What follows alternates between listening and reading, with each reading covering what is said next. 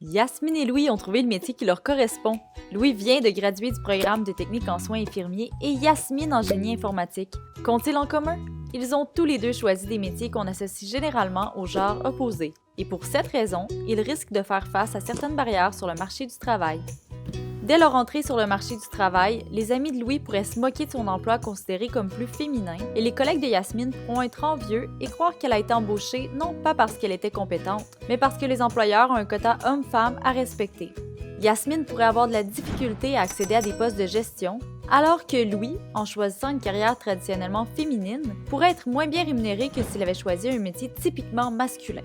On pourrait attendre que Yasmine adopte un comportement masculin pour se tailler une place dans l'entreprise et s'intégrer. On lui reprochera peut-être certaines qualités qui sont pourtant valorisées chez les hommes comme le leadership ou la confiance, qui seront plutôt perçues comme de l'arrogance. Elle pourrait aussi masquer ses émotions, de peur qu'elles soient mal acceptées ou encore associées à une certaine période du mois.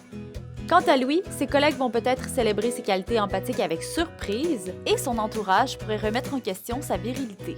On risque d'ailleurs de questionner l'orientation sexuelle de Louis et l'autorité de Yasmine. Si Yasmine a des enfants, ses absences autorisées pourraient être retenues contre elle lorsqu'elle appliquera sur une promotion. Et si Louis a des enfants et qu'il doit s'absenter pour s'en occuper, il sera peut-être craintif de nommer les vraies raisons et de voir sa performance jugée.